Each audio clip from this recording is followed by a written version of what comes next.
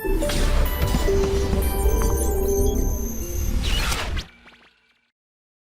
Morning to all students of Motion Education private limited. आज हम जाएंगे एक बहुत ही इंटरेस्टिंग चैप्टर पर जो है हमारे बोर्ड से related preparatory practice crash course of board class 10th।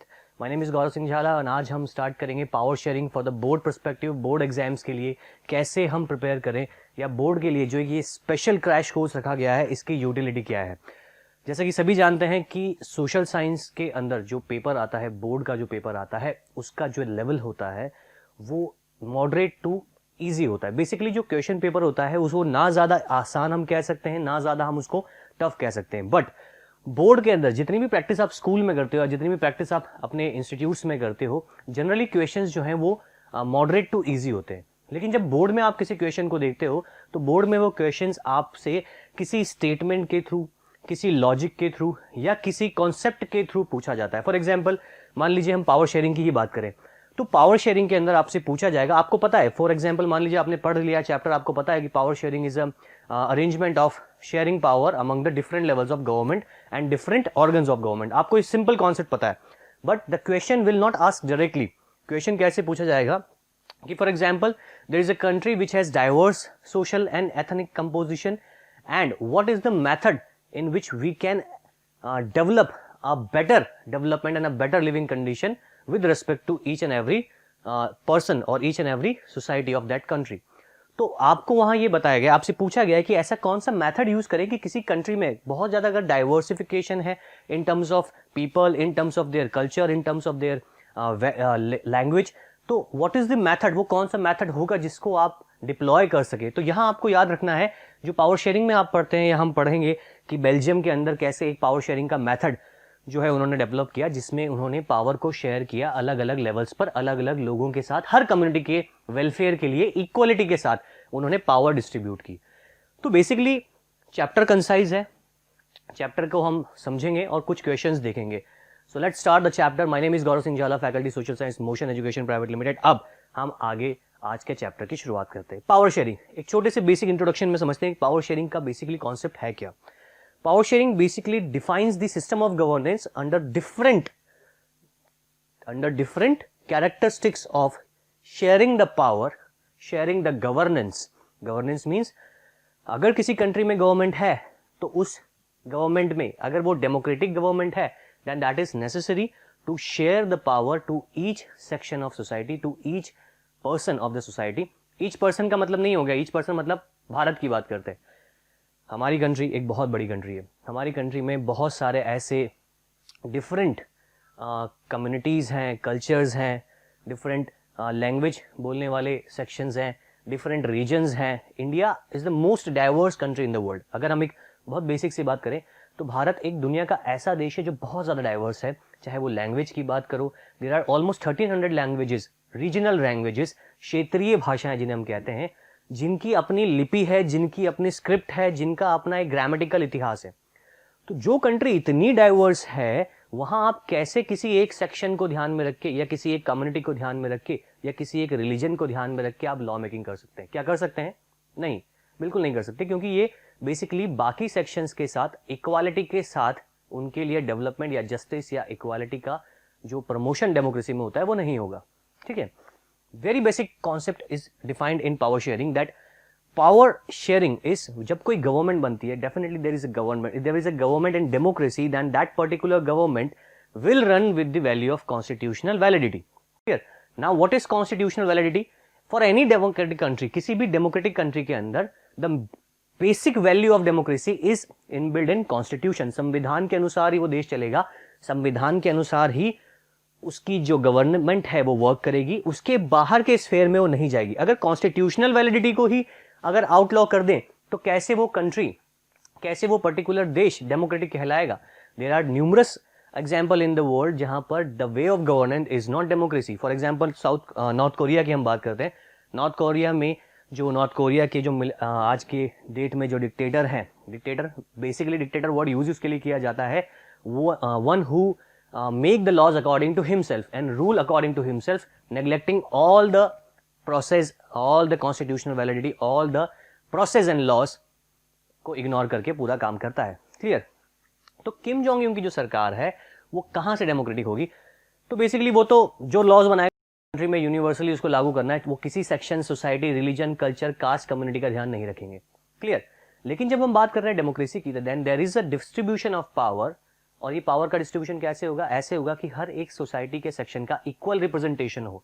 तो basically power sharing denotes the equal representation of each and every society, each and every section of society. Now अब देखो lecture में क्या है, पावर शेयरिंग में हम दो चीज समझेंगे। स्टार्ट करते हैं इसको एक बहुत छोटे से एग्जांपल। बेल्जियम एक कंट्री है जो कि यूरोपियन कंट्री है, जिसका एरिया यूरोप से भी छोटा है, सॉरी जिसका एरिया हरियाणा से भी छोटा है। हरियाणा भारत का एक छोटा सा स्टेट है, और अगर मैं बात करूं कि भारत के ऐसी बहुत सारे स्टेट्स हैं जिनका एरिया यूरोप के 2 या 3 देशों से मिलाकर बड़ा है, जिनकी पॉपुलेशन यूरोप के 5-6 कंट्रीज को मिलाकर, जर्मनी, फ्रांस, स्वीडन, स्पेन, और हम बात करें कि जो ऑस्ट्रिया है, उनको मिलाकर उतनी पॉपुलेशन हमारे एक राज्य उत्तर प्रदेश में रहती है। तो जब इतनी डाइवर्स पॉपुलेशन, इतना बड़ा एरिया भारत के अलग अलग राज्यों में है, तो क्या हम ये समझ सकते हैं कि भारत के अंदर हम एक ही लॉ सबके लिए इक्वलिटी से फ्रेम कर दें, या एक ही सरकार सबके ऊपर रूल करे, या कोई स्टेट गवर्नमेंट ही ना हो? ठीक है, तो बेल्जियम का जो हम एग्जाम्पल ले रहे हैं, बेल्जियम के अंदर बेसिकली कॉन्सेप्ट ये है कि बेल्जियम एक छोटी सी कंट्री है, बट उसके जो एथनिक कंपोजिशन है, वहाँ के जो लोग हैं, जो वहाँ की पॉपुलेशन है, वो 2 बड़ी अलग अलग नस्ल से बिलोंग करती है। एक हो गए डच, एक हो गए फ्रेंच। फ्रेंच यानी कि जो फ्रांस से आए हैं माइग्रेट होकर, और जो डच यानी कि नीदरलैंड से आए हैं माइग्रेट होकर।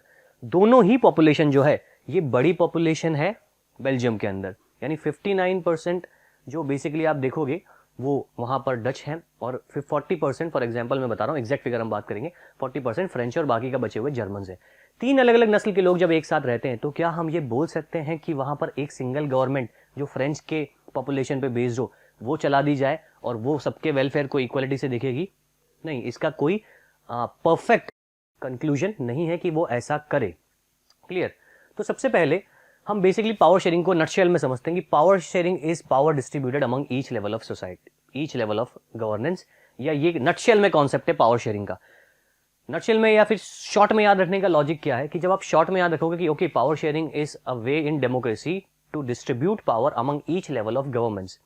ईच लेवल ऑफ गवर्नमेंट यानी कि हर लेवल ऑफ गवर्नमेंट में आप कैसे समझोगे कि जैसे इंडिया है, इंडिया में एक सेंट्रल गवर्नमेंट है और स्टेट गवर्नमेंट है, दोनों को इक्वल पावर कॉन्स्टिट्यूशन में मेंशन की है, और दोनों अपने अपने स्फेयर में, अपने क्षेत्र में इक्वालिटी से रूल मेकिंग करेंगी, लॉ मेकिंग करेंगी और काम करेंगी। नाउ वापस बेल्जियम पे आते हैं। तो बेल्जियम में पावर शेयरिंग का एक कॉन्सेप्ट हम देखेंगे। वहीं एक दूसरा देश, हमारे भारत का पड़ोसी देश, पड़ोसी राज्य श्रीलंका, जो एक छोटा आइलैंड कंट्री है, उसमें भी एथनिक कंपोजिशन है। एथनिक कंपोजिशन मीन्स वहां भी डाइवर्सिटी है, लोगों की नस्ल में, लोगों के कल्चर में, लोगों की वैल्यूज में। एक सिन्हाला कम्युनिटी है। सिन्हाला बिल्कुल ऐसे मान लो जैसे भारत में हम बात करें कि हिंदूज, जिनका एक इतिहास है वो 1200-1300 साल पुराना है। और दूसरी माइनॉरिटी जो माइग्रेट होकर आई है, उसी को हम मान लेते हैं कि जो माइग्रेशन से कम्युनिटीज आई हैं, या दूसरे रिलीजन इंडिया में मान लो, जैसे मुस्लिम हो गए, बुद्ध हो गए, सिख हो गए, जैनिज्म हो गए। तो जैसे इंडिया में अलग अलग रिलीजन की डाइवर्सिटी है, वैसे ही श्रीलंका में भी 2 अलग अलग एथनिक कंपोजिशन है। सिन्हाला जो शायद श्रीलंका में आज से 1000 या 700-800 साल पहले से वहाँ की नेटिव नस्ल है, वहाँ की मेन ट्राइब है, वहाँ की जो जाति है वो वहाँ पर पहले से बसी हुई है। कुछ पॉपुलेशन जो इंडिया से तमिलनाडु से ले जाई गई प्लांटेशंस में बॉन्डेड लेबर करने के लिए, इंडेंजर्ड लेबर करने के लिए, ये कम्युनिटीज थी तमिल्स।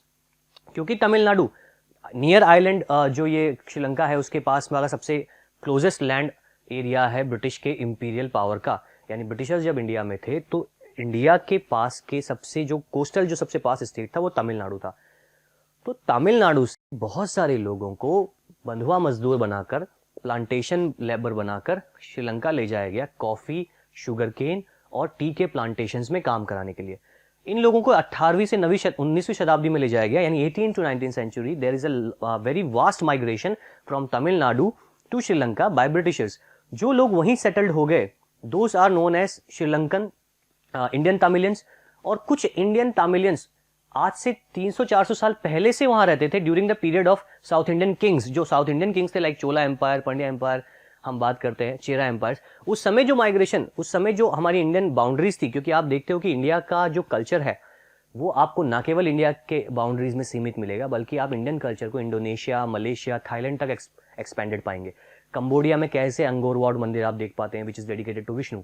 तो there is a time when Sri Lankan, या हम जो बात कर रहे हैं कि जो साउथ इंडियन पेनिनसुला है वहां से बहुत सारा migration at a time of kings 15 century के आसपास भी आसपास के आइलैंड्स में उनका डोमिनेशन रहा है। बाली एक छोटा सा आइलैंड है, कैसे वहां पर आप इंडियन गॉड को, आप इंडियन गॉड्स के स्कल्पचर्स या उनकी मूर्ति या उनके इतिहास को आप देख पाते हैं। श्रीलंका, थाईलैंड में आप देखो, एग्जाम्पल के तौर पर समझते हैं, थाईलैंड का जो एयरपोर्ट है, बैंकॉक का जो एयरपोर्ट है, उसका नाम है स्वर्ण भूमि इंटरनेशनल एयरपोर्ट। क्या इस नाम में आपको इंडियन एथेनिसिटी देखने को नहीं मिल रही है? स्वर्ण भूमि इंटरनेशनल एयरपोर्ट। तो इंडियन जो एक कम्युनिटी है उसका एक लार्ज एक्सपेंशन श्रीलंका और उसके island, near by island countries में, मलेशिया, इंडोनेशिया, थाईलैंड तक फैला हुआ था। और जो ब्रिटिश टाइम में लोग गए वो तमिलनाडु के या तमिल से रिलेटेड थे। ये जो एक कम्युनिटी है, जो तमिल्स जो श्रीलंका में सेटल हुए, basically they are origin of Indian origin. तो दो तरीके की बड़ी कम्युनिटी हो गई, एक हो गई सिन्हालीज, एक हो गई तमिल्स। तो वहां पर उनके बीच में कॉन्फ्लिक्ट हुए। तो श्रीलंका में क्या अरेंजमेंट हुआ, बेल्जियम में क्या अरेंजमेंट हुआ, उसी को हम आगे इस चैप्टर में देखेंगे। सबसे पहले बात बेल्जियम की करते हैं। बेल्जियम, जैसा मैंने बताया, एक छोटी सी कंट्री यूरोपियन, जिसका एरिया हरियाणा या भारत के कुछ छोटे राज्यों से भी कम है। दो तरीके की एथनिक पॉपुलेशन वहां रहती है। The first ethnic population is basically French and second ethnic population is Dutch. जैसा कि you can see over here that Belgium is a small country in Europe, smaller and rich, smaller in the area and that of the state of Haryana. Haryana से भी smaller है। और उस smaller country की अगर हम बात करें, जिसकी boundaries, it has borders with France, Netherland, Germany और लग्जमबर्ग। अब बोर्ड के पर्सपेक्टिव से तो ये इंपॉर्टेंट ना जो है बेसिकली कॉन्सेप्ट नहीं है, लेकिन ये एनटीएससी के स्पेसिफिकेशन के पॉइंट ऑफ व्यू से इंपॉर्टेंट हो जाता है। नाउ कि ये जो छोटा सा कंट्री है जो हम यहाँ पर देख रहे हैं, इस कंट्री के एक छोटी सी चीज़ और हम बात करेंगे कि जो ये बेल्जियम जो हम बात कर रहे हैं, कि इसकी हम कंट्री की बात कर रहे हैं, इसके अंदर जो इम्पोर्टेंट है वो है कि इसमें जो दो बड़ी कम्युनिटीज़ हैं, ये दो बड़ी कम्युनिटीज़ की एथनिक वर्ड का मीनिंग क्या होता है? This country ethnicity, people living in it. Now अब फ्लेमिश, यहाँ पर मैप को देखेंगे। फ्लेमिश रीजन जो है, Flemish region basically 59% people speak Dutch language. Flemish region जो कि नॉर्दर्न साइड है बेल्जियम का, इस नॉर्दर्न साइड के अंदर मेजॉरिटी ऑफ पॉपुलेशन डच या नीदरलैंड या डच एथेनिसिटी की है। और जो वलोनिया है, ठीक है, उसमें फ्रेंच पीपल रहते हैं। अब आप देख सकते हो कि फ्रांस बॉर्डर्ड है, तो फ्रांस से बहुत सारा माइग्रेशन किसी समय में 18th-19th सेंचुरी में जब किंगशिप रहा था यूरोप में, राइज ऑफ नेशनलिज्म यूरोप हम पढ़ते हैं, तो वहां से ये माइग्रेट होकर यहाँ रहे होंगे। देन डच आप देख सकते हो नीदरलैंड से सेटल होके, नीदरलैंड क्योंकि बॉर्डर्स पे, तो सेटल होके ऊपर वाला डच है। तो जो पूरा बेल्जियम कंट्री बनी है, ये दो बड़ी एथनिक कंपोजिशंस के थ्रू बनी है, ठीक है।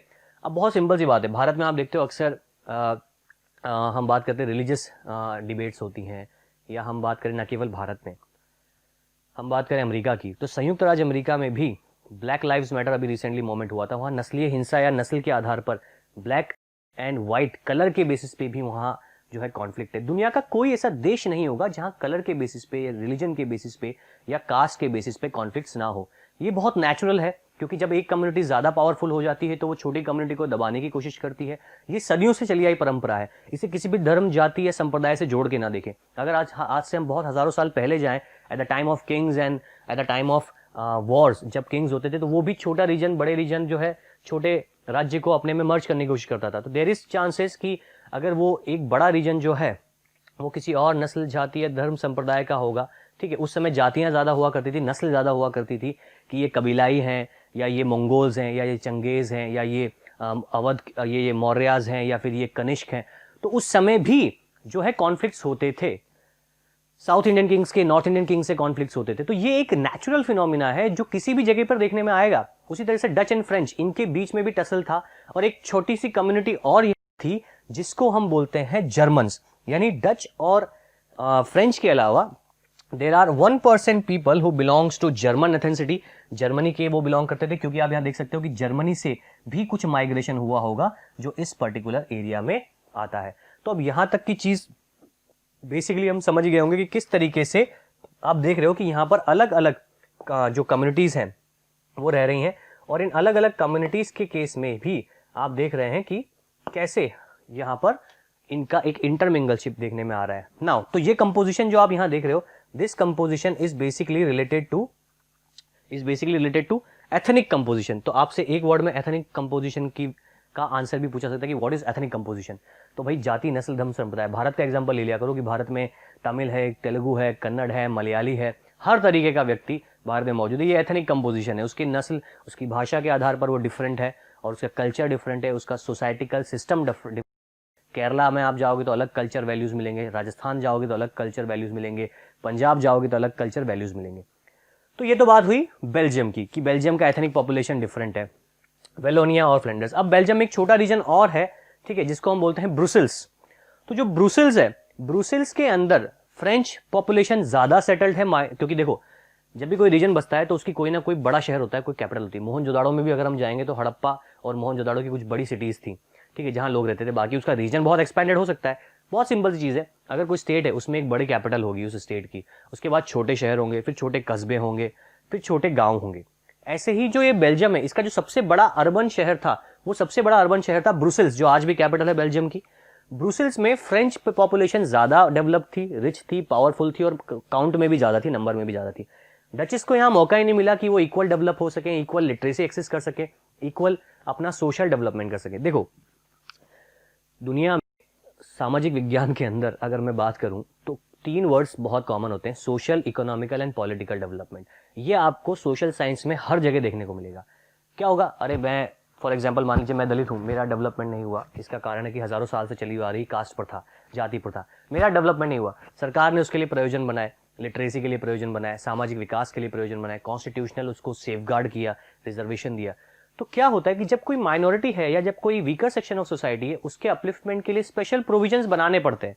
और अगर नहीं हुआ ऐसा तो वही हमारा केस जो आता है कि जो कॉन्फ्लिक्ट्स हैं वो होना शुरू हो जाएंगे, जातिगत हिंसा होना शुरू हो जाएगी, धार्मिक हिंसा होना शुरू हो जाएगी, या कम्युनिटी के बीच में लड़ाई होना शुरू हो जाएगी। भारत में तो बहुत सारे एग्जाम्पल मैं आपको दे सकता हूँ, like Tamil and Telugu speaking जो एरियाज है, आंध्रा और मद्रास प्रेसिडेंसी जब थी ब्रिटिशर्स के समय, तो मद्रास प्रेसिडेंसी बहुत बड़ी प्रेसिडेंसी थी और उसमें तमिल और तेलुगु बोलने वाले थे। तो आप यहां देखिए कि केवल लैंग्वेज के बेसिस पे तमिल और तेलुगु के बीच में कॉन्फ्लिक्ट्स थे, लड़ाई थी, हिंसात्मक रवैया था।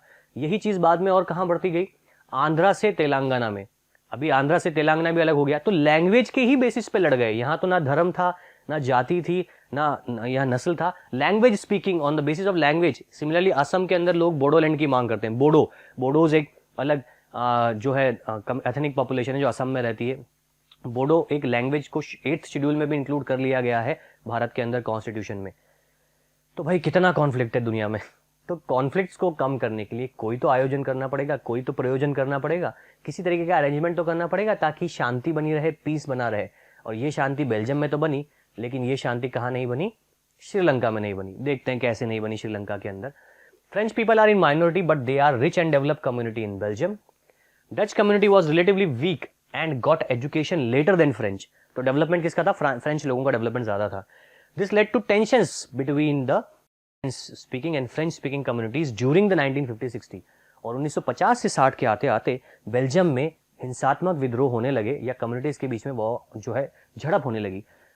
दुनिया में जितना भी न्यूज़पेपर उठा के देखो, आज का न्यूज़पेपर उठा के देखो, ठीक है, उसमें कहीं ना कहीं आपको मिल जाएगा जातिगत हिंसा हुई या धार्मिक हिंसा हुई या 2 ग्रुप्स के बीच में लड़ाई हुई। ये तब तक रहेगा जब तक ह्यूमैनिटी रहेगी, क्योंकि नेचुरल एक फिनोमिना है ह्यूमन का या मानव का, एक नेचुरल कॉन्सेप्ट है कि हर मानव, हर कम्युनिटी को अपना डेवलपमेंट चाहिए।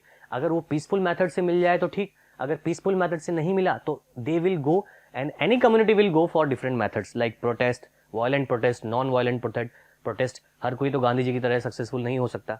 तो अभी आज अमेरिका में देख लो आप, कितना ब्लैक लाइव मैटर्स के लिए प्रोटेस्ट हुआ, बहुत सारा वायलेंस भी हुआ।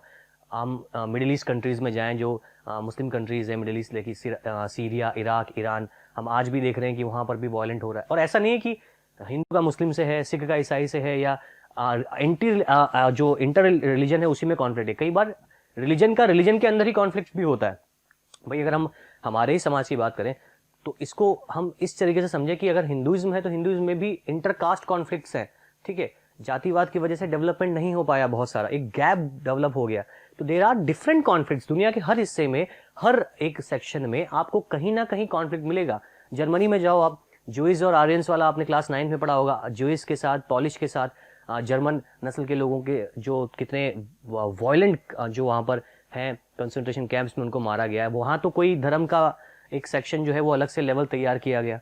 तो हर दुनिया के हर एक हिस्से में कहीं ना कहीं एथनिक पॉपुलेशन है और उस एथनिक पॉपुलेशन के बीच में टसल है, कॉन्फ्लिक्ट है। तो इसको बहुत लॉजिक से याद रखो इस चैप्टर को कि बेल्जियम एंड श्रीलंका आर दो different countries and there is a tussle and conflict between them just because of their ethnic composition, their ethnic population, and basically they demand their equality, their development and their equal status.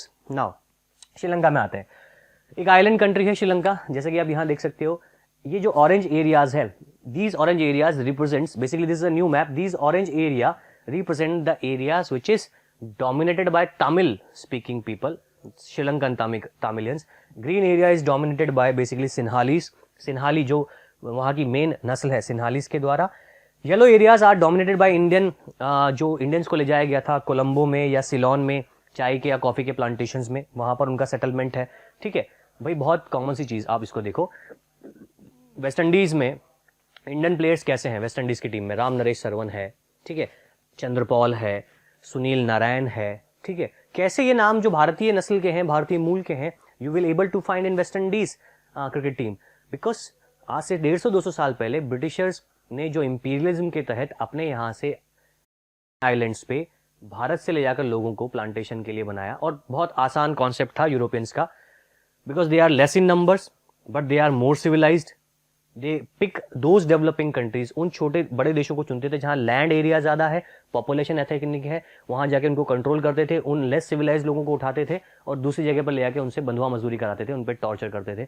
ये pattern Africa में भी उन्होंने किया, ये pattern India में भी उन्होंने किया, और सारी Asian, middle East Asian countries जो हैं, Sri Lanka, Fiji, Indonesia, Bali, Sumatra, ये सब यूरोपियन कंट्रीज इन, मतलब there was a time in 18th century, pre 19th century, एक ऐसा समय था दुनिया में जब 50% of the population and land area of the world is controlled by European countries. यानी आज जिनको आप बहुत डेवलप कंट्रीज देखते हो ना, कि अरे यूके तो बहुत डेवलप कंट्री है, Britain and France and Switzerland and Dutch and Spanish, in countries ने लगभग 200 सालों तक शोषण किया है, इनडिस्क्रिमिनेट एक्सप्लॉयटेशन किया है एशियन कंट्रीज का, like India, Africa, African countries का, like middle south east Asian countries like Thailand, Cambodia, Vietnam, Indonesia, Malaysia. इतना ज्यादा एक्सप्लॉयटेशन के लेवल पर ले जाकर इन लोगों ने आज जो अपना डेवलपमेंट किया है वो just because of the development resources provided by India, Africa and middle east countries. America तो सबसे नया देश है दुनिया का, भारत का तो इतिहास बहुत पुराना है, चाइनीज इतिहास बहुत पुराना है। United states of America is the newest country of the world, उसका तो अस्तित्व ही नहीं था 17th सेंचुरी तक। अमेरिका, संयुक्त राज्य अमेरिका तो अस्तित्व ही 250 साल पहले बना है, वो कंट्री के रूप में ही 250 साल पहले है, and it is basically ruled by French and Britishers. वहां भी फ्रेंच एंड ब्रिटिशर्स की ही कॉलोनीज थी, अमेरिका के अंदर भी। वहां के नेटिव पीपल तो रेड इंडियंस थे, रेड इंडियंस जिनको बोलते हैं, जो कबीलाई आदिवासी लोग होते हैं, वो वहां के नेटिव पीपल थे। तो बेसिकली दुनिया का जो आप देख रहे हो ना कॉन्फ्लिक्ट वाला फेज, ये हर दुनिया में हर समय में रहा है। Clear now? तो श्रीलंका में जो टसल था वो था सिन्हालीज पॉपुलेशन के बीच और श्रीलंकन तमिलियंस के बीच। सिन्हालीज क्योंकि मेजॉरिटी में थे, लगभग 74%। See this section, Sri Lanka is an island country, has population of 2 crore. Sri Lanka has a diverse population. The major social groups, कौन कौन सी पॉपुलेशन है? सिन्हालीज, तमिल्स एंड 2 सब ग्रुप्स आर, तमिल्स में भी 2 सब ग्रुप्स हैं, Sri Lankan Tamilians and Indian Tamilians. यानी श्रीलंकन तमिलियंस 13% है इस 18% का, and then 5% is basically Indian Tamilians. So आप देख सकते हो कि मेजॉरिटी पॉपुलेशन पूरा श्रीलंका ही सिन्हालीज से भरा है, और सिन्हालीज की अगर डोमिनेशन वहां है तो आप मान सकते हो कि जो माइनॉरिटी है उसका डेवलपमेंट नहीं हो रहा है, उसके ऊपर टॉर्चर हो रहा है, उसको इक्वल राइट्स, चाहे सोशल, इकोनॉमिकल, पॉलिटिकल, क्या बोला मैंने, SEP, ये याद रखना SEP क्या होता है। SEP को बहुत आसानी से याद रखोगे। बेसिकली SEP जो है, ये SEP हमारे क्या है, ये SEP है हमारा social, economical and political development. अब देखते हैं, तो अब ये आइलैंड कंट्री जो है जिसकी एथनिक कंपोजिशन आपने देख ली, अब यहां पर सबसे इंपॉर्टेंट चीज, जो सिन्हालाज है उनका मेजॉरिटी रिलीजन क्या है, बुद्धिज्म। ये 1 मार्क क्वेश्चन आते हैं बोर्ड के कि what is the ethnic composition of Sri Lanka, तो you will write 74% Sinhalese, Tamil 18%. Then what is the religion of Sinhalas? What religion followed by Sinhalas? That is Buddhist. Then Tamils are Hindus और मुस्लिम, और तमिल जो है वो किस धर्म को मानते हैं, या तो हिंदू धर्म या मुस्लिम धर्म, या जो 7% बचे हैं there were Christians in this population. अब जोड़ के देख लो, 74 and 18 is basically 92. 92 + 7 99 और 1% जो है इट इज मोर इंडियंस या इंडियंस की ही नस्ल से निकले हुए, जो कि बुक में नहीं दिया है, मैं नॉलेज के लिए बता रहा हूँ। तो अब श्रीलंका के अंदर प्रॉब्लम क्या थी? श्रीलंका में जैसे ही श्रीलंका को आज़ादी मिली ब्रिटिशर्स से, भारत के 1 साल बाद श्रीलंका आज़ाद हो गया इन 1948। इन 1948 Sri Lanka got independent. NTSC stage 1 question and board का 1 line answer. It establish a government based on majority population. Majority के आधार पर भैया सरकार बना दी वहां पर, यानी हम मेजोरिटी में है तो हमने अपने सारे लीडर सिन्हालाज बना लिए। तमिलियंस ने सोचा कि चलो आज बन गई, लेकिन धीरे धीरे हमारे लिए काम तो करेंगे। बट जैसे ही ये सिन्हालीज गवर्नमेंट बनी on the base of majority, it is known as majoritarianism government. What is majoritarianism government? Question है वेरी वेरी इंपॉर्टेंट।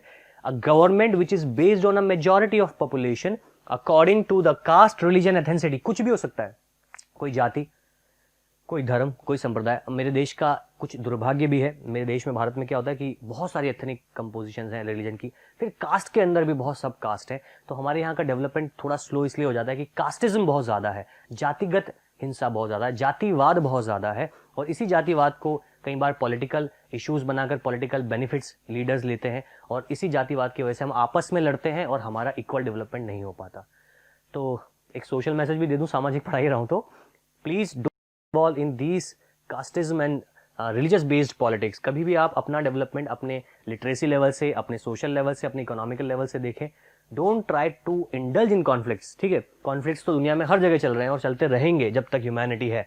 ठीक है, नाउ तो majoritarianism government means a government which favours the majority population, a government which only can develop a majority population.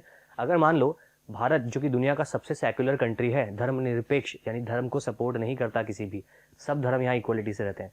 For example अगर मान लो कि भारत में ये हो जाए कि हम तो हिंदू के बेस पे सरकार बनाएंगे और उन्हीं के लिए काम करेंगे, तो क्या मुस्लिम पॉपुलेशन के लिए वो सही है, या सिख पॉपुलेशन के लिए वो सही है, या बुद्ध पॉपुलेशन के लिए वो सही है?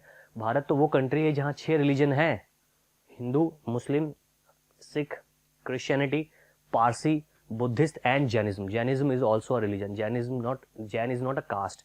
बेसिकली अक्सर ये बच्चे सोचते हैं, या दुनिया में बच्चे क्या भी बोलते हैं कि Jain caste. Jain is not a caste, Jain is a religion. Jain एक धर्म है, ठीक है, वो कास्ट नहीं है, वो एक रिलीजन है, उसका अपना एक इतिहास है। बुद्धिस्ट के इक्वलिटी में ही उसका इतिहास है, ठीक है। But the exploration of Buddhism is outside from the India is more, and the exploration of Jainism is in India itself is bigger than Buddhism. तो जैन रिलीजन का इंडिया में एक्सपेंशन बहुत ज्यादा हुआ, लेकिन बुद्ध रिलीजन का इंडिया के बाहर एक्सपेंशन बहुत ज्यादा हुआ। Even south east Asian countries जो हैं, China, Vietnam, Cambodia, Indonesia, Malaysia, Thailand, Japan, यहाँ तक बुद्धिज्म फैला हुआ है और ज्यादा फैला हुआ है भारत से।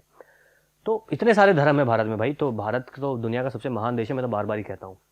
चलो, Tamils have right to self determination. This image implies कि तमिल्स को भी इक्वल राइट के अधिकार है। आप तमिल्स के लिए एजुकेशन के प्रोविजन क्यों नहीं बना रहे हो?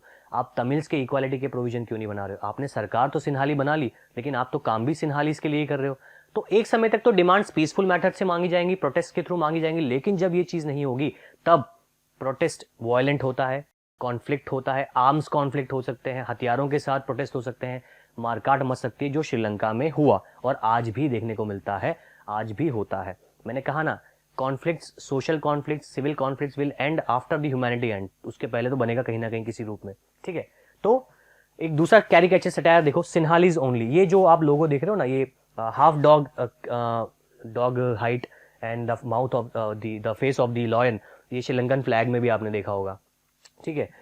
सिन्हालीज ओनली। तो व्हाट दिस कैरिकेचर डिनोट्स कि if you want to live in Sri Lanka and if you want to resist live in Sri Lanka, you have to be Sinhalese only or you have to speak Sinhalese only। तो ऐसा क्यों कहा गया है Sinhalese only? क्योंकि this majoritarian governmentalism made an act in 1956 which was to recognize Sinhala as the only official language disregarding the Tamils।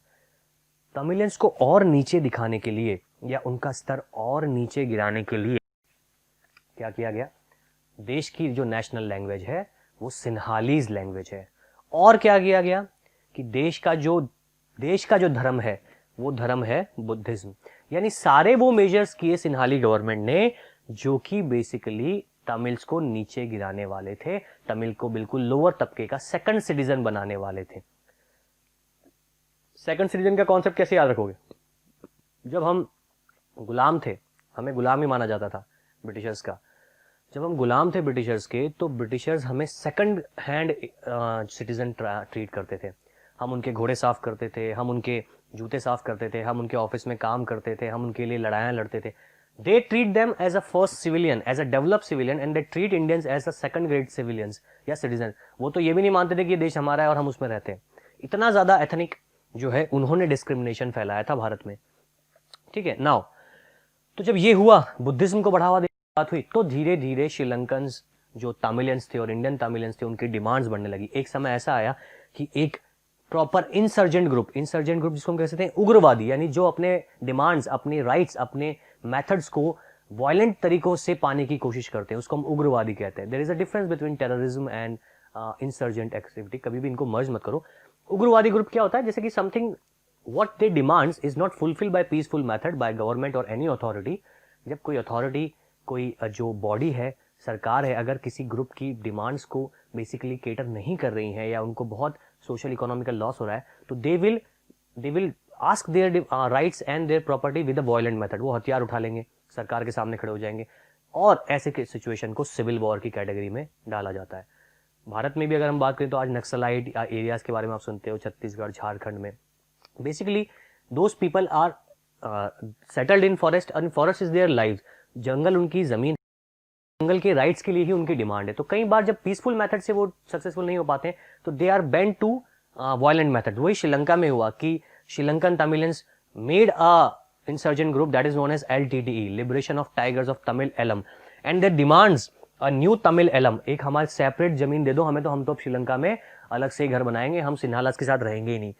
तो if you see this map, there was a time when Tamil Tigers claimed by Tamil Tigers, जो ये insurgent group था LTTE लिट्टे, जिसने हमारे भूतपूर्व प्रधानमंत्री राजीव गांधी जी की भी हत्या की थी। और सिर्फ उसका पीछे का कारण क्या था, देखो कितना डिजास्टर सिविल वॉर हो सकता है कि we are not connected with that nation at that time, हम उस देश से नहीं जुड़े थे, बट उस नेशन के एक उग्रवादी ग्रुप ने उसके पास के बड़े देश के प्रधानमंत्री को मार डाला, सिर्फ इसलिए because they are not getting support from India और इंडियन प्रेसिडेंट। क्योंकि उन्होंने कहा था कि there is a Tamil population और तमिलनाडु एक बड़ा स्टेट है, तो आप हमें कहीं ना कहीं इंटरफेयर करो हमारे इक्वल राइट्स के लिए।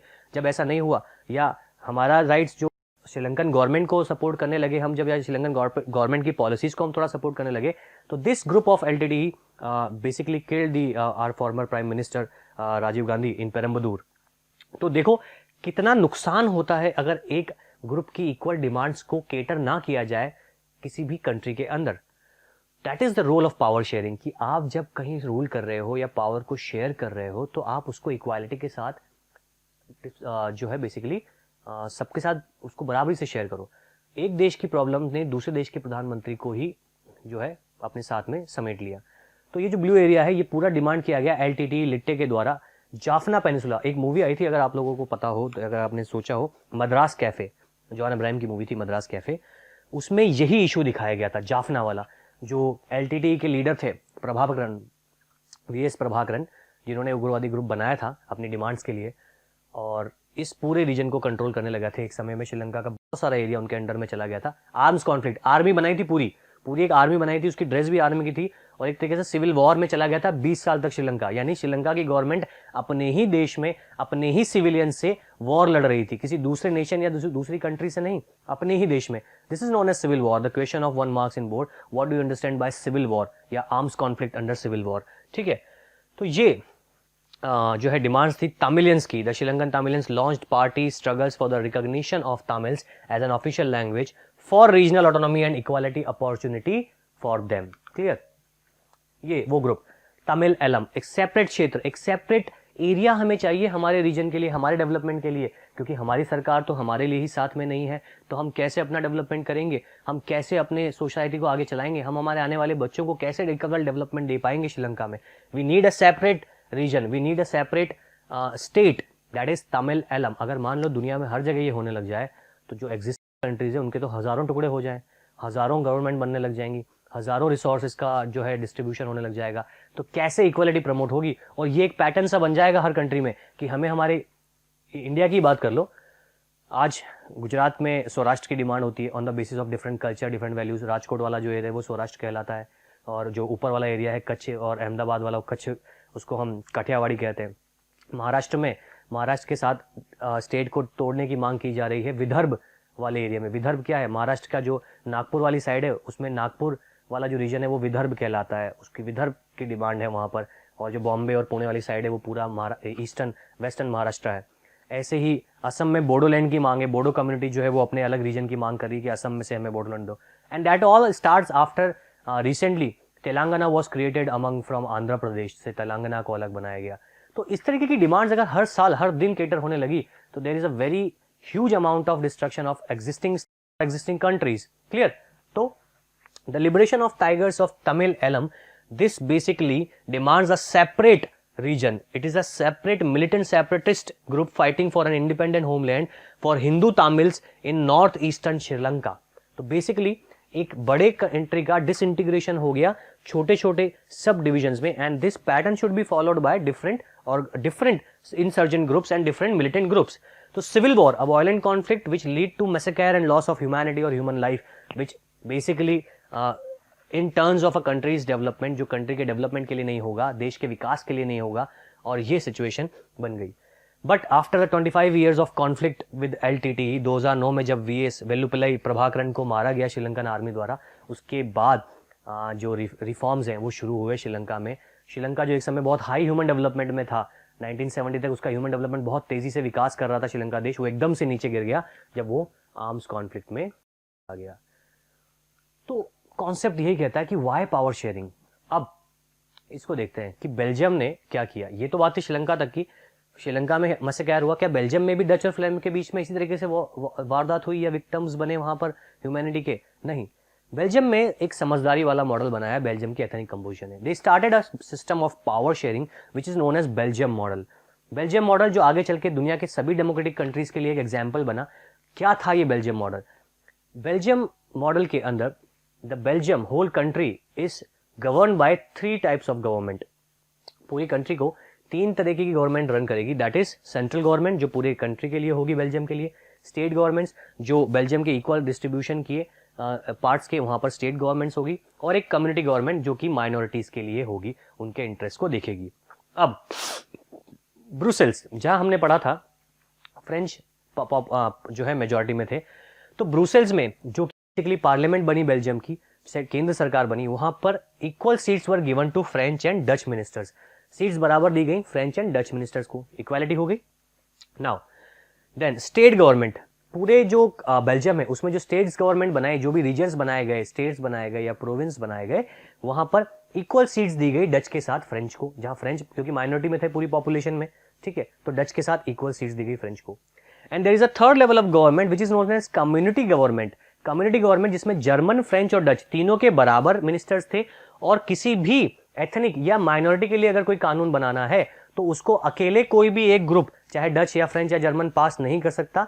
इट विल नीड अ बहुमत, a majority to make changes for communities, different ethnic people after Dutch and French and German जो वहां रहते हैं. तो there are different levels of government. Central government देश चलाएगी, स्टेट गवर्नमेंट्स इंडिपेंडेंसी है Dutch को फ्रेंच के साथ काम करने की एंड फ्रेंच को डच के साथ काम करने की. तो they apply a system of model, there is a sharing of power among different levels of government, ठीक है. And this concept is basically related with democracy. तो डेमोक्रेसी के साथ कनेक्टेड है, डेमोक्रेसी के डिफरेंट लेवल्स के साथ कनेक्टेड है, और बहुत ये पीसफुल मैनर के साथ दुनिया के फेडरलिज्म की शुरुआत, जो इक्वालिटी के साथ जो हम बात करते हैं, फेडरलिज्म का जो कॉन्सेप्ट स्टार्ट हुआ, जहां पावर सेंट्रल और केंद्र सरकार और राज्य सरकार का जो कॉन्सेप्ट चालू हुआ, बेल्जियम उसमें आगे बढ़कर आया, दुनिया के लीडर्स के रूप में बढ़ के आया, और अपने यहाँ का सिविल वॉर या कॉन्फ्लिक्ट जो थे उन्होंने इसे कम किया. नाउ ये आप देख ही सकते हैं, Dutch and French are speaking equal in central government. Now एक एग्जांपल देखते हैं बुक का. ये एक कार है जिसपे 2 स्टीयरिंग दिए हुए हैं. 2 स्टीयरिंग क्यों दिए हुए, उसका पर्पस है, अक्सर जब कोई मेजॉरिटी, कोई भी लोकतंत्र या डेमोक्रेसी में कोई सरकार मेजॉरिटी सीट्स हासिल करती है. मेजॉरिटी सीट्स क्या होते हैं?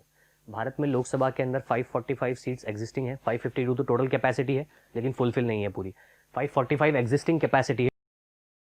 545 में से जो भी पार्टी, पॉलिटिकल पार्टी 273 यानी 272 प्लस 1 यानी हाफ से एक ज्यादा सीट अगर लेती है, that party is known as majority party. यानी उस सरकार ने उस पार्टी ने मेजॉरिटी सीट्स इलेक्शंस में जीत ली, अब वो आराम से सरकार बनाएगी.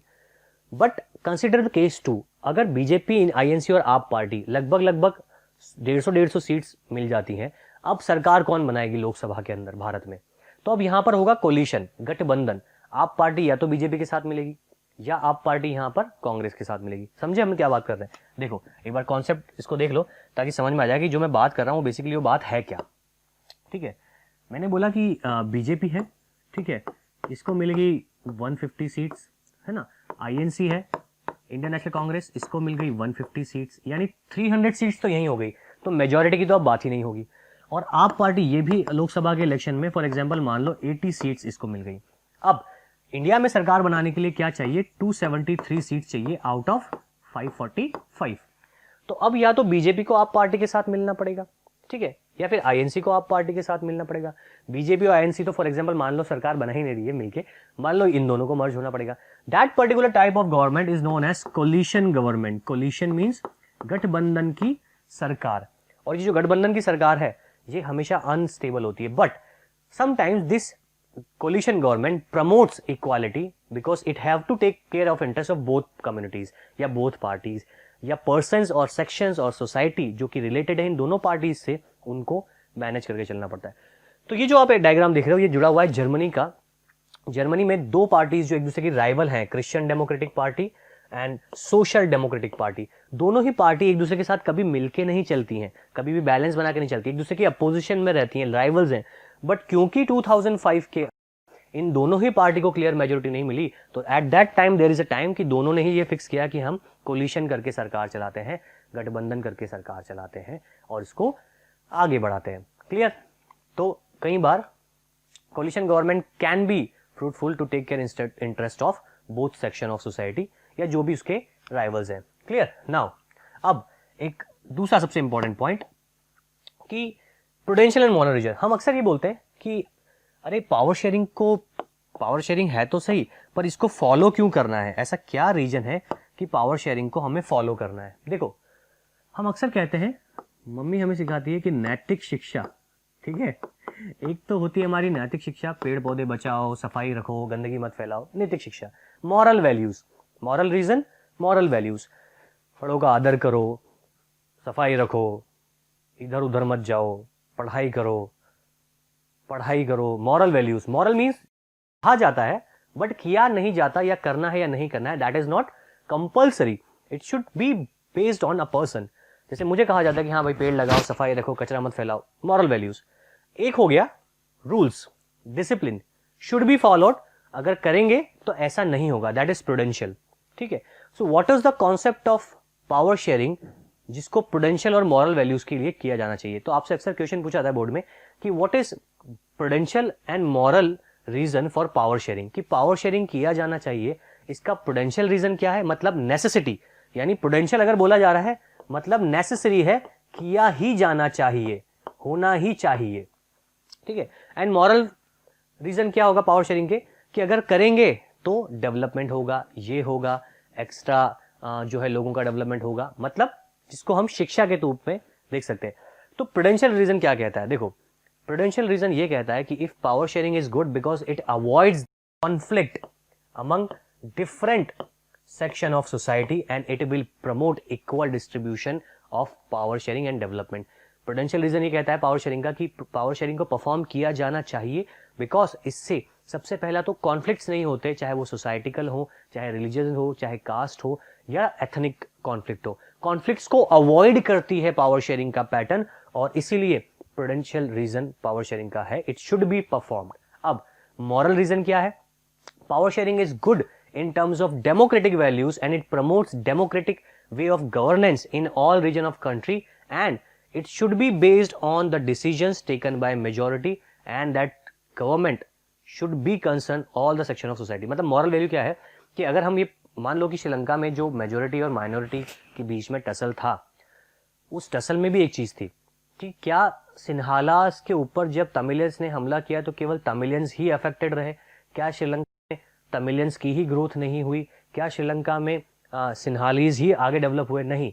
अगर सिविल वॉर हुआ, अगर कॉन्फ्लिक्ट हुआ, तो जितना नुकसान सिन्हालीज कम्युनिटी को हुआ है उतना ही तमिलियंस को भी हुआ है, जितना नुकसान तमिल गवर्नमेंट को हुआ है उतना ही सिन्हालीज गवर्नमेंट को भी हुआ है। यानी कॉन्फ्लिक्ट्स का जो इम्पैक्ट है वो दोनों ही सेक्शन पे आता है। इसीलिए मॉरल रीजन क्या कहता है कि power sharing should be followed in terms of democracy and it will It will create and reduce the chances of conflict among the section of society and promote the equality. दोनों के अंदर minor सा difference है, but एक necessity बताता है, एक उसका कॉन्सेप्ट जो है उसको डिफाइन करता है. ठीक है, तो एक बार इसको देखते हैं क्या है ये चीज. Reason 1, power sharing is good because it helps to reduce the possibility of conflict. Conflict word याद रखना है. Conflict in social groups, social conflicts among the leads to violence and political instability. ठीक है, पॉलिटिकल इंस्टेबिलिटी, अगर सबके साथ मिलकर चलोगे तो सरकार अच्छी चलेगी, लंबे समय तक चलेगी और इक्वालिटी के साथ केटर करेगी. ठीक है, अगर पावर शेयरिंग में नहीं करोगे तो हमने देखा ये सरकार भी गिरती है, कॉन्फ्लिक्ट्स भी होते हैं, देश चलाने में प्रॉब्लम आती है. What is moral reason? Reason 2 is a democratic rule involves sharing of power with in those affected by its exercise. ऐसा नहीं है कि आपने मेजोरिटी पे सरकार बना दी तो उस पर आपको फर्क नहीं पड़ेगा. अगर आप मेजोरिटी के बेस पे सरकार बनाओगे तो दूसरे जो कॉन्फ्लिक्ट होने वाले हैं माइनॉरिटी से, उससे आपकी गवर्नेंस भी इफेक्ट करेगी, उससे आपके सिस्टम, रूल्स, रेगुलेशंस भी इफेक्ट करेंगे और कहीं ना कहीं आपका जो सिस्टम है वो गवर्नेंस का सही नहीं होगा. तो that is the basis of moral reason. A legitimate government, एक संवैधानिक सरकार वही है. लेजिटिमेट मतलब रिस्पॉन्सिबल अकॉर्डिंग टू कॉन्स्टिट्यूशन. एक लेजिटिमेट कॉन्स्टिट्यूशनल या सही सरकार वही है is one where citizens through participation acquire stake in the system. जहां हर एक नागरिक का अपना एक रिप्रेजेंटेटिव, अपना एक रोल हो देश की सरकार चलाने में, जो श्रीलंका में नहीं था लेकिन बेल्जियम में था. Clear? Now power, forms of power sharing. Power is shared among the different section. अब पावर शेयरिंग के ब्रांचेस क्या हैं, या पावर शेयरिंग को अगर हम बात करें कि what is the power sharing and it's usefulness, इसका यूजफुलनेस एरिया क्या है. देखो, हमारे यहाँ पर हम बात करते हैं कि पावर जो है डिफरेंट ऑर्गन्स ऑफ गवर्नमेंट में शेयर होती है. पार्लियामेंट्री सिस्टम है भारत में, तो भारत में बेसिकली अगर पार्लियामेंट्री सिस्टम है तो एग्जीक्यूटिव यानी कि जो हमारे प्राइम मिनिस्टर हैं, पीएम है, उनके बीच में बैलेंस का पावर है, जुडिशरी के बीच में बैलेंस का पावर है, और जो हमारा बेसिकली पार्लियामेंट है यानी लेजिस्लेचर है उसके बीच में पावर का बैलेंस है. यानी पार्लियामेंट्री डेमोक्रेसी में तो हमने ये बैलेंस किया हुआ है कि executive, judiciary and legislature are equal powerful. अगर एग्जीक्यूटिव जैसा कोई लॉ बनाने की कोशिश करते हैं जो समाज के या भारत के किसी एक रिलीजन या कास्ट के लिए सही नहीं है, तो they will not able to make such, उसमें इंटरप्रेट करती है. रिकॉल करो क्लास 9 का chapter working of the institution, जहां अदर बैकवर्ड कास्ट को रिजर्वेशन दिया गया था. सुप्रीम कोर्ट ने उसमें इंटरफेयर किया था और ये बताया था कि reservation is given to only those section of society जहां पर इकोनॉमिकली बिल्ड नहीं है, अदर बैकवर्ड कास्ट के जो कम्युनिटीज हैं उन्हीं को रिजर्वेशन दिया जाए. तो balance of power among the organs. Organs क्या होते हैं? डेमोक्रेटिक सिस्टम में ऑर्गन्स कहा जाता है जो हमारा जो एक अरेंजमेंट है, पार्लियामेंट, देन एग्जीक्यूटिव्स और जुडिशरी या न्यायालय, उसको हम ऑर्गन कहते हैं. यानी पार्ट्स, जैसे हमारी बॉडी के ऑर्गन्स होते हैं, ठीक है, उसी ऑर्गन की तरह सिस्टमैटिक काम करते हैं एक साथ, उसी तरह के डेमोक्रेसी के ऑर्गन्स. अब पावर शेयरिंग का जो इम्पैक्टफुल कॉन्सेप्ट है, डिफरेंट लेवल्स ऑफ गवर्नमेंट में पावर शेयर होती है ताकि इक्वालिटी प्रमोट हो, रीजनल डाइवर्सिटी प्रमोट हो, इक्वालिटी से डेवलपमेंट हो, सोशल, इकोनॉमिकल एंड पॉलिटिकल. तो बेसिकली डिफरेंट लेवल्स मतलब सेंट्रल गवर्नमेंट,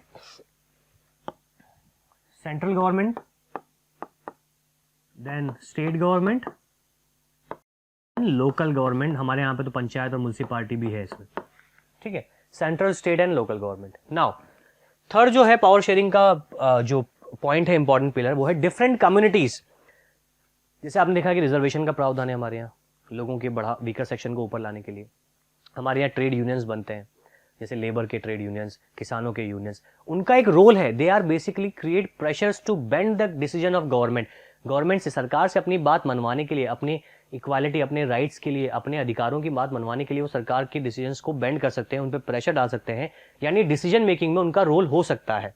ठीक है, अभी आप रिसेंटली देखो किसान आंदोलन चल रहा है, किसान जो विधेयक बिल आया उसके अपोज में, और किसान लगातार प्रोटेस्ट कर रहे हैं. Protest is a part of democratic value, और उस प्रोटेस्ट का मीनिंग होता है कि कई बार सरकार बदलाव करती है अपने डिसीजन में. तो डिफरेंट कम्युनिटीज जो है इनका भी रोल होता है. हर कम्युनिटी के स्पेशल वेलफेयर के लिए हम प्रोग्राम्स बनाते हैं, चाहे महिलाओं की बात करें, बच्चों की बात करें, कुपोषण से बच्चा मर रहा है उसकी बात करें, किसी एक रीजन का डेवलपमेंट लेस है उड़ीसा में, कालाहांडी, या हम बात करें पालामू डिस्ट्रिक्ट जो है झारखंड में, तो उसके इक्वालिटी के लिए काम किया जाता है. तो कम्युनिटीज का भी जो रोल है वो पावर शेयरिंग में इक्वालिटी का रहता है. ठीक है. Now political parties, pressure groups and movement. जैसे हमने देखा नर्मदा बचाओ आंदोलन एक मूवमेंट था जिसमें सरदार सरोवर डैम की हाइट कम करनी थी. वो एक मूवमेंट बहुत बड़ा बना जिसमें किसान जुड़े, बहुत सारी सेलिब्रिटीज़ उसमें जुड़ी थी। मेधा पाटकर जो उस मोशन को चलाने के लिए सबसे इम्पोर्टेंट जो पर्सनैलिटी थी वो थी। समटाइम मोमेंट्स, आंदोलन जो है या प्रोटेस्ट जो है, ये सरकार के डिसीजंस को बेंड करते हैं और सरकार लोगों के लिए डिसीजन लेती है। It is a part of democratic values, ये डेमोक्रेटिक वैल्यूज का पार्ट है। And it is also a part of power sharing. कहीं ना कहीं पावर है प्रोटेस्ट की जो डेमोक्रेसी में दी गई है, जो पावर शेयरिंग में दी गई है, जो आपको किसी और फॉर्म ऑफ गवर्नमेंट में नहीं मिलती है। ठीक है, तो basically political parties, pressure groups, अगर मैं पॉलिटिकल पार्टीज का बताऊं तो अपोजिशन जैसा हम देखते हैं, अपोजिशन लोगों के साथ जुड़ती है, किसानों के साथ जुड़ती है, लोकल जो आंदोलन हो रहा है उनसे जुड़ती है, ताकि सरकार जो चला रही है दूसरी पॉलिटिकल पार्टी वो डिसीजंस चेंज करे। प्रेशर ग्रुप्स जैसे कि ऑल इंडिया ट्रेड यूनियन जो है, लेबर यूनियन है, या रेलवे के जो यूनियंस हैं, यूनियन मतलब किसी फैक्ट्री में काम करने वाला वर्कर, उसका अपना ऑल इंडिया का एक वर्कर का यूनियन है, वो वर्कर्स के इक्वल वेजेस, इक्वल राइट्स, उनके लिए काम करते हैं और उनके लिए सरकार नियम बनाए, कानून बनाए, उसके लिए काम करते हैं। तो कहीं ना कहीं ये जो नीचे के दोनों सेक्शन है, it is indirectly connected to the power sharing method. Power directly use नहीं कर रहे हैं, बट सरकार को बेंड कर रहे हैं, सरकार को अपने अकॉर्डिंग मोल्ड कर रहे हैं। क्या ये श्रीलंका में हमने देखा था? नहीं, क्योंकि श्रीलंका में तो सरकार is concentrated towards the Sinhalese only. ठीक है, तो इसीलिए पावर शेयरिंग जो है वो अलग अलग मीडियम में होता है। बट जो सबसे मोस्ट इंपॉर्टेंट दो सेक्शन है वो है different organs of the government and different levels of the government. इन दो जगहों पर पावर शेयरिंग सबसे ज्यादा होती है और बेसिक जो स्टार्ट होता है पावर शेयरिंग का वो यहीं से होता है। Then different communities, political parties, pressure movement and different, इस पे बोर्ड का मेजर क्वेश्चन भी आता है। अब हम ये देखेंगे कि जो मैंने बात की उसी को एक बार फिर से देख लो कि जो मैंने बात की, Indian government, legislature, executive, judiciary, तीनों में बैलेंस है पावर का। Clear?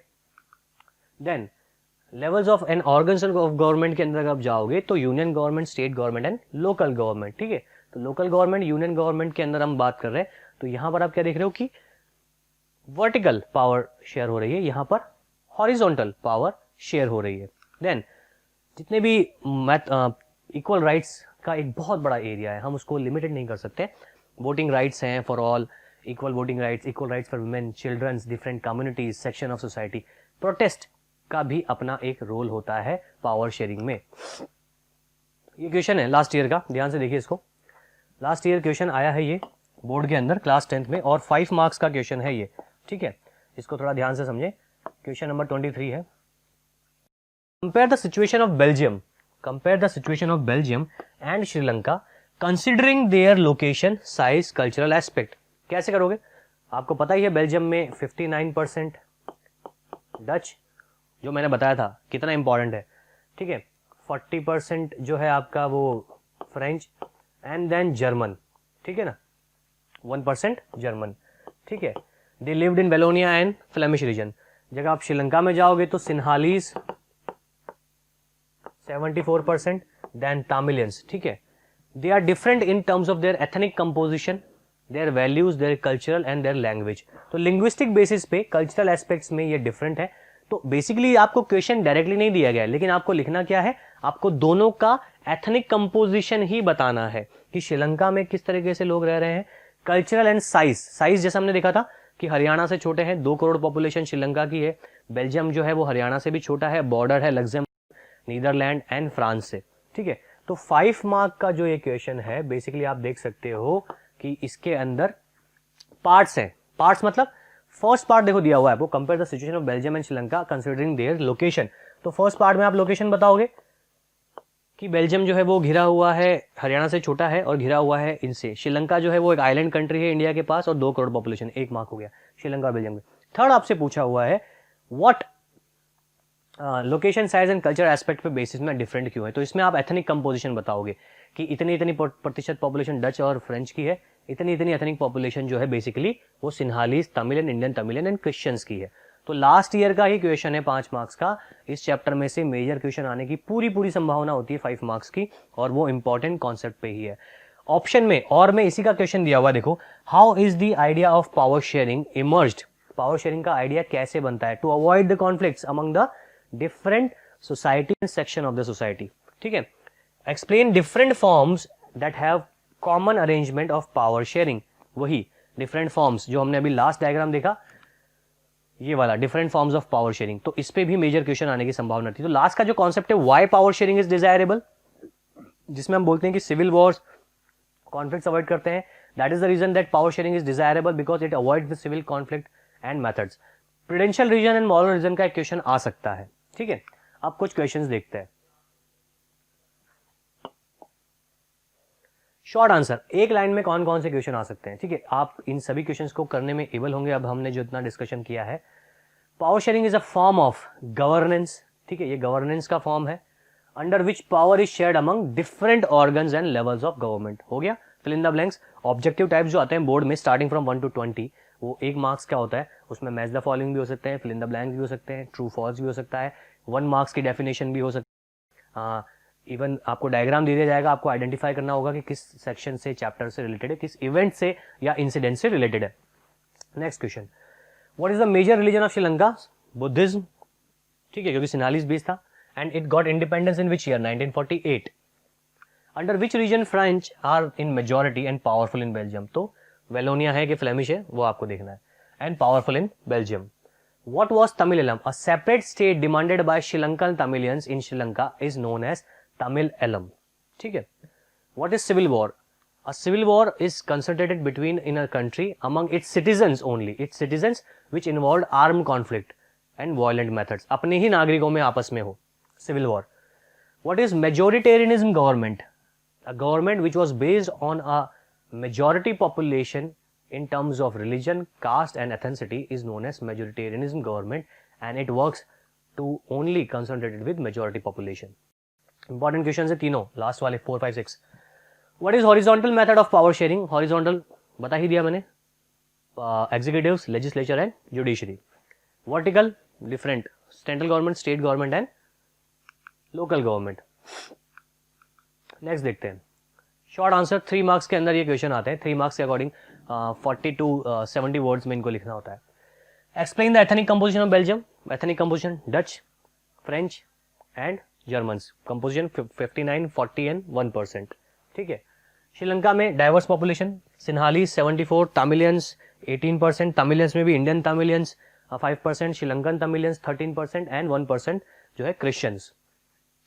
Why power sharing is desirable and what happened when there is now equal distribution of power in any country which have ethnic population? क्यों follow किया जाना चाहिए? What is the reason that power sharing should be followed by different desirable? जब desirable की बात जहां आती है कि desirable की हम बात कर रहे हैं, तो desirable क्यों हो जाता है? उसका रीजन है कि desirable ये होता है because it avoids conflict. ठीक है, and equality, promote equality in terms of development. तो इसके अंदर हमें वो दोनों रीजन देने हैं, मॉरल एंड प्रूडेंशियल वाले. ठीक है. Different between prudential and moral reason. Prudential moral जो मैंने बताया था नेसेसिटी है या जरूरी है, नेसेसरी है, जिसको फॉलो किए जाने से अवॉइड होती है social conflict and it will promote equal distribution among all section of society. Then moral reason, it should be promoted, promote किया जाना चाहिए, it should be promoted because it impacts the same citizens which is govern by majoritarian governance on different government. तो prudential moral reason, ये तो बहुत important question है. And इसी के साथ ये वाला क्वेश्चन भी इंपॉर्टेंट है, इनकी प्रैक्टिस करेंगे तो आंसर आएगा.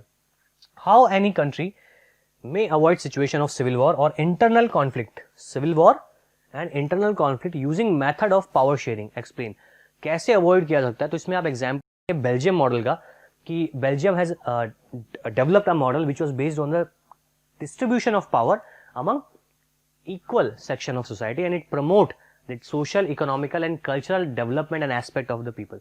तो जैसे अगर इन क्वेश्चंस को हम देख रहे हैं तो शॉर्ट आंसर में लिखना है according to. Now major questions देखते हैं. Question 1, explain Belgium model. तो बेल्जियम मॉडल तो एक्सप्लेन कर ही सकते हो. डिफरेंट लेवल ऑफ गवर्नमेंट, सबको इक्वल सीट्स, माइनॉरिटी मेजॉरिटी को, और equal distribution of power. Why it was successful and why it should be practiced in all countries? So because it should promote the democratic values, it should promote the equal distribution of power among all section of resources. ये अब common words हैं, common language है जिसको आपको answer writing में use करना है, क्योंकि बोर्ड के पर्सपेक्टिव से answer writing is must. Now explain why power sharing is desirable and under power sharing model in democracies power among which institutions. तो यहाँ पर क्या डालना है? Power is sharing among which institutions. तो इसमें क्या आ जाएगा? Horizontal, vertical and then next. how you can see the Belgium and Sri Lanka who adopted different measures for ruling affected their development and their people. कैसे किया? तो इसमें हम देखेंगे कि पावर शेयरिंग के लिए बेल्जियम ने तो अपना मॉडल बनाया जिससे बेल्जियम का डेवलपमेंट होता गया, लेकिन सिन्हाला ने डिफरेंट मेथड लिया। Sinhalese developed a majoritarian governance and this majoritarian government take measures for only development related to Sinhalese. और इसी कारण की वजह से जो डेवलपमेंट है बेल्जियम में तो हुआ, लेकिन श्रीलंका में डेवलपमेंट उसी पेस से नहीं हुआ जिस पेस से डेवलपमेंट बेल्जियम के अंदर हुआ। Next question, how power sharing promotes equality and growth. इन सभी क्वेश्चंस की प्रैक्टिस करनी है हमें। How power sharing promotes equality and growth, explain how you can say that it also promote a method of federalism and democratic values. तो इसको बहुत nutshell में समझते हैं। Because power is shared among the different levels of the government organs, it should work according to all citizens and promote equality in terms of social, political and economic area. ठीक है? Now, how you can say that? Federalism. Because power is shared among the different levels of the government, it should be based on the structure of federal structure, in which power is shared among central government and state government, and both are work under their sphere. And democratic values, it promotes social, economical and political rights. It promotes and gives social, economical and political rights to all section of society and their development. बहुत simple सी story है, इसको बहुत logic से याद रखो कि अगर power सबके साथ बराबरी होगी तो सबका डेवलपमेंट होगा, सबका साथ सबका विकास। हमारे मोदी जी जो कहते हैं सबका साथ सबका विकास। Otherwise if it is not based on the democratic values, if it is not based on the values of power sharing, it will create conflicts in society, and that particular conflict will not lead to the better development of country. Clear?